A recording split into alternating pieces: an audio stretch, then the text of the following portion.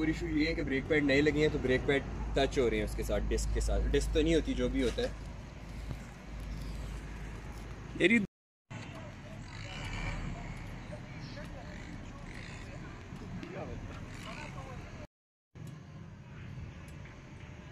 My bike has गाड़ी का GLI का।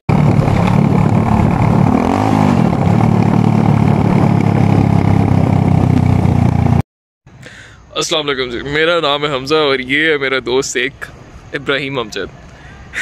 LGS से इसका 7वीं तक का सफ़र आज मैं आपको बताऊंगा। और इसने अपनी 7वीं में जो किया हुआ है, मतलब CD 70 में, स्टॉक 70 है यार, क्या कह रहे हो? वो भी मैं आपको सारा कुछ दिखाता हूँ, क्योंकि ये एक सिंपल आपकी ऑर्डिनरी C 70 नहीं है। इसमें भाई ने बड़े ट्वीक्स किए हुए हैं, तो वो 70। हाँ, तो ये आपके कूल बॉय से आज मैं सारा कुछ पूछूंगा कि इन्होंने 70 में अपनी क्या क्या किया है। ये पहली चीज़ तो इनके ये है, इन्होंने इनटेक वगैरह लगाया है, इन्होंने अपना सुपरा समझा हुआ इसको। और फिर है ब्रो, उसके बाद से ये टूटी लाइट वाली 70 में इन्होंने ये पट एग्जॉस्ट भी लगाया है। यार डैमेजेस होती हैं जब आपका HP इंक्रीज हो जाता है ना, तो चीज़ कंट्रोल करना मुश्किल हो जाता है। ये छोटे मोटे डैमेजेस होते हैं ब्रदर। हाँ, तो ब्रदर फिर आप नीचे आए ना, ज़रा मुझे बताना शुरू करें इसमें आपने क्या क्या किया है। सर आप पूछना शुरू करें। सर ये मुझे क्या, ये एक ढक्कन सा क्या नज़र आ रही है आके सर? एक जो आपका स्टॉक CD 70 आता है, उसका ये सीन होता है कि currently the carburettor is facing the front of the bike. अच्छा। तो सीन ये होता है कि जो स्टॉक मतलब बाइक जिस तरह कंपनी से आता है, उसका ये सीन होता है, ये आप कार्बोरेटर का पाइप देख रहे हैं, it's bending towards the front, it bends towards the back. और इसका जो ये इनटेक होता है, इनटेक वाला सिस्टम सारा इसके अंदर होता है, ठीक है। अच्छा। और इसके टापे के अंदर इसकी वो पाइप्स वगैरह होते हैं, तो ये सारा सीन होता है। तो ये इसका मुंह इधर क्यों मोड़ा आपने? ये पीछे को आपको पसंद नहीं आ रहा था? पीछे नहीं। अच्छा। बाइक मतलब अगर आपने एवरेज परफॉर्मेंस लेनी है तो बाइक उस तरह बिल्कुल ठीक रहता है, परफॉर्म्स मतलब ऑर्डिनरी बाइक की तरह परफॉर्म भी करता है और कोई ऐसा सच फर्क नहीं पड़ता। हिसाब ये था कि मैं लास्ट ट्यूनिंग पे गया तो मेरे पास ये इनटेक ऑलरेडी थी। अच्छा। तो मैं लास्ट ट्यूनिंग पे जब गया तो मैंने इसके अंदर दरअसल ऑयल का ग्रेड थोड़ा थिक डाल दिया। मैंने डाला इसके अंदर 2050 का ग्रेड, तो वो ऑयल थोड़ा थिक हो गया था। और जब मतलब स्टॉक इसके इनटेक और स्टॉक सिलेंसर पे था तो वो बाइक इतना मतलब फ्री फ्लो के अंदर इंजन इसका परफॉर्म नहीं कर रहा था।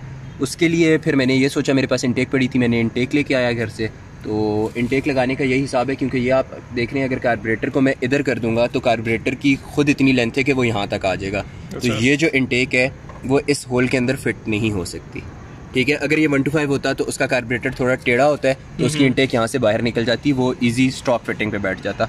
अभी भी बैठा, ये तो बोल्ट ऑन फिटिंग में है। किया तो मैंने ये आपने जो सा इनटेक लगाया है, इसमें बड़े साइज के भी आते हैं? इसमें 125 का आई गेस बड़ा होगा, 70 के लिए ये साइज आता है। इसमें लग सकता है इससे बड़ा इस वाले बाइक में?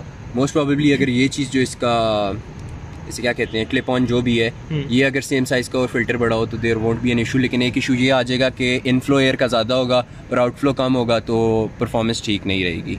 तो मेनली इंजीनियरिंग सुना रहे हैं इसकी, सीधे सीधे बताएं सर इसमें क्या क्या अभी चेंजिंग है? इसके अंदर से कोई चेंजिंग नहीं है। इसमें कौन कौन सा पार्ट्स नए लगे? मैं इस इनटेक के अलावा बताता हूँ। बोल्ट ऑन फिटिंग के अंदर आया है, जिस तरह कार्बोरेटर 70 का स्टॉक होता है उसी तरह हमने उसे फ्रंट फेसिंग कर दिया। फ्रंट फेसिंग से ये हुआ है जो इनटेक आती है हवा की वो डायरेक्ट इधर पड़ रही है। अकॉर्डिंग टू माई अबू ये मैंने बहुत बड़ी गलती की है सर्दियों के अंदर, क्योंकि इट्स बेटर फॉर समर्स ताकि आपका इंजन कूल डाउन रहे, लेकिन मैंने सर्दियों में भी कर दी क्योंकि मेरे पास इनटेक अभी आई थी। खैर तो सर ये पाइप एक ही क्यों जा रहा है? पाइप कार्बोरेटर में 2-3 जाते हैं, ऑनेस्टली मुझे नहीं पता सारे किस चीज़ के होते हैं। छोटे आपने सुराख खाली छोड़े हुए हैं? एक ही सुराख खाली है सर। तो इशू ये था कि जो स्टॉक पाइपिंग होती है वो थोड़ी छोटी होती है। अच्छा। तो अब हमने मतलब वैसे ना बाइक का चोक आपको पता होगा कि इधर होता है चोक भी, और इसके नीचे इस जगह पे यहाँ पे उसका चोक लगा हुआ होता है बाइक का, तो वो पाइप आके डायरेक्ट उधर इनटेक में चला जाता है। सही है? सही है। तो वो हमने जब उसे मोड़ा है तो वो थोड़ी लेंथ बढ़ गई, तो उसकी जगह हम लोगों ने पाइप दूसरा यूज़ किया इधर। ये डायरेक्ट टैंकी से आपके टैंक से कार्बोरेटर के अंदर फ्यूल की इनलेट है, उसके अलावा ये कोई चीज़ नहीं है। बहुत यूनिक चीज़ है, कुछ भी नहीं है इसमें। टोटल मेरा कितना खर्चा आया है? खर्चा ही नहीं आया, सारी चीज़ें गिफ्ट मिली हुई है इंक्लूडिंग द सिलेंसर और ये इनटेक। अच्छा यार मुझे ये बताओ, इस सब के ऊपर जो लगाया है उस पर खर्चा कितना आया और क्या क्या चीज़ कितने की थी? खर्चा ऐसा सर कोई नहीं आया, क्योंकि मोस्टली काम मैंने खुद किया है, ये कुछ करना इशू नहीं है। आप कार्बोरेटर के ये 2 नट खोलें, नट खोल के ये बैक फेस कर रहा होगा, आपने इसको यहाँ पर रख के नट वापस टाइट कर देने हैं। और इसकी यहाँ पे इनटेक की ये खाली होता है यहाँ पे, तो आपने इनटेक का ये आपको नट नज़र आ रहा है स्क्रू, फिर आपने स्क्रू खोलना है, इसके ऊपर फिट करना है और उसके बाद टाइट कर देना है, तो your intake will be on. तो ये आपको तो आपके बड़े प्यारे दोस्त ने गिफ्ट दे दिया था, लेकिन हर किसी के पास ऐसे दोस्त नहीं होते। तो ये कितने का मिलता है? सर जितना मेरा ख्याल है 70 है, मुझे वाकई रेट का नहीं अंदाज़ा क्योंकि मैंने कभी इस बारे में रिसर्च नहीं की, लेकिन फिर भी 200 300 400 आई गेस मैक्स 350 का होगा, नथिंग मोर देन दैट। लेकिन शेयर की तो मैं तो कुछ कह नहीं सकती। ओह अच्छा यार, इनटेक वगैरह के अलावा आपने सिलेंसर पे भी किया काम। स्टार्ट करने की आपको बड़ी जल्दी है, पट मैं सुना दूंगा इसकी बात में। ये बताएं अभी आपने कोई काम नहीं है, ये छोटे मुंह वाला क्या आपने मैं दिखाता हूँ आपको। ये आप यहाँ पे देख सकते हैं यूनिक लिखा हुआ है। तो ये मेरा एक बाइक आया था कराची से, यूनिक का ही। तो कराची के अंदर जो चाइनीज़ बाइक आते हैं उनके ऊपर ये स्टॉक फिटिंग के अंदर यही सिलेंसर आता है। इसे हैदराबादी सिलेंसर भी कहा जाता है और रिसेंटली मुझे पता चला है इसे बोतल सिलेंसर भी कहा जाता है क्योंकि टेक्निकली इट लुक्स लाइक अ बोतल। ये आपको मिला कितने का? ये भी ऑनेस्टली गिफ्ट था, मैंने आपको बताया। अंदाज़न कितने का होगा ये? अंदाज़न आई गेस मैक्सिमम अगर होगा तो 800,000 तक का होगा, इससे ऊपर नहीं होना चाहिए। 800,000 तक का होगा। और यहाँ पर आपने ये इसको वेल्ड करवाया है? कोई वेल्डिंग नहीं है सर, ये बोल्ट फिटिंग में आया। आप यहाँ नहीं, ये बड़ी सस्ती सी कोई वेल्डिंग लग रही है सर, ये क्या है?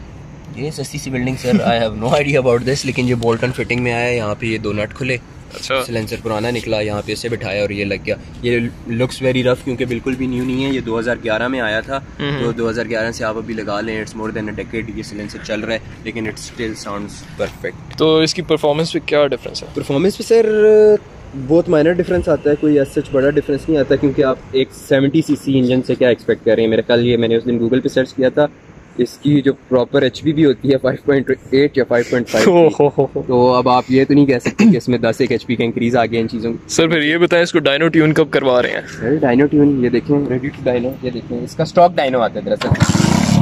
ये देखें, ये हमने इसको यूँ किया, जब पे बाइक लगा ये हमने गेयर में डाल दिया, क्लच छोड़ दिया। सर अब हम लोगों ने सिर्फ इसका थ्रॉटल देना है, ये बाइक डायनो होता है।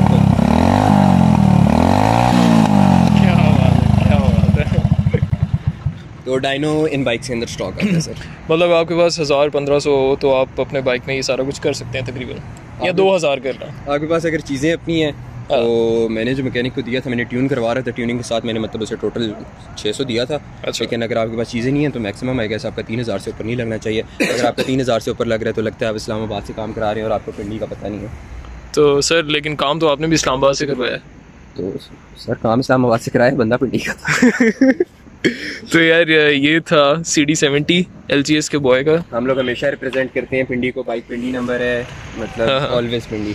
तो बस शौक से गए थे। आप लोग हमेशा एक्सपेक्ट करते हैं कि एक बर्गर बच्चा इस तरह की हरकतें नहीं कर सकता, लेकिन नहीं कह सकते देख लें एक बर्गर ने भी इस तरह की सतरी में अपने मॉडिफिकेशन कर ली है। अंदर मॉडिफिकेशन अच्छा और भी ये है कि ये GLI का हमने हॉर्न डाला है। तो ये GLI का आपको हॉर्न नजर आ रहा है, क्या ये इसकी यहाँ पे पत्रियां लगी हैं, आपको एक पतरी टूटी नजर आ रही है। सर ये आपको गिफ्ट मिला था या किसी का उतारा था? गिफ्ट था सर ये भी गिफ्ट था। आपको बड़ी मुफ्त की चीज़ें मिलती हैं। अच्छा, तो ये दूसरी जो पतरी आपको उतरी नज़र आ रही है, तो मैं आपको सिर्फ ये बताना चाहूँगा, ब्लू एरिया तहजीब की पार्किंग में कभी अपना बाइक प्यारा अगर हो तो उसे पार्क ना करें, लोग चीज़ें उतार के ले जाते हैं। सर ये मैं देख रहा हूँ आपको ये बड़े इसकी ग्रिप आपने नीचे की हुई है। सर ग्रिप नीचे करने की कोई स्पेसिफिक वजह नहीं है, मतलब पर्सनल वो होती है हर किसी की प्रेफरेंस। ये मेरी पर्सनल प्रेफरेंस है क्योंकि ट्रैफिक के अंदर मैनूवर करना मुझे ज़्यादा ईजी लगता है। क्लच अगर थोड़ा सा नीचे और ब्रेक भी थोड़ी नीचे। आप वो उस तरह की हरकतें तो नहीं करते ट्रैफिक में जो ऐसे करके निकलते हैं? बहुत ज़्यादा करते हैं। ऐसे ही करते हैं ना, ये ऐसे ही करते हैं। तो वो चीज़ मैं बहुत ज़्यादा करता हूँ, तो उसके लिए क्लच पे बिल्कुल ना टाइमिंग वगैरह गेयर्स की परफेक्ट होनी चाहिए। तो ये सर इब्राहिम अमजद का CD70 था, जो कि आपको इस्लामाबाद की गलियों में कहीं ना कहीं पटपट करता हुआ नजर आ जाएगा। और 125 वगैरह को अगर आपको बाइक राइड में नजर आ रहे हैं तो I will completely change the look by sir 1 hour. ये बाइक कंप्लीटली मैं चेंज कर दूंगा तो you wouldn't be able to catch me. Camouflage हो जाएंगे ये इस्लामाबाद में, कैमोफ्लेज हो जाएंगे। दरअसल लाउड जब आपके पास इंजन्स होते हैं और हाई परफॉर्मेंस आपके पास व्हीकल्स होती हैं तो 11 मुल्कों की पुलिस पीछे पड़ी रहती है, बनता है पुलिस के साथ। तो मैं वैसे भी इससे ज्यादा मतलब अगर आपको पता होगा सैटरडे को ट्रैक्स होते हैं इस्लामाबाद के अंदर, तो सिर्फ वो हमारी एक मैक्सिको रोड है, मैक्सिको रोड क्या डोरी पैड, मैं यहाँ पे स्पॉन्सर करना चाहूँगा कि this bike is a property of डोरी ज़ूको ग्रुप इस्लामाबाद। ये एक इस्लामाबाद की ड्रिफ्टिंग टीम है, ये उसने तैयार किया है। तो ये मैं उसमें वीडियो में नहीं डालूंगा। अल्लाह हाफिज़।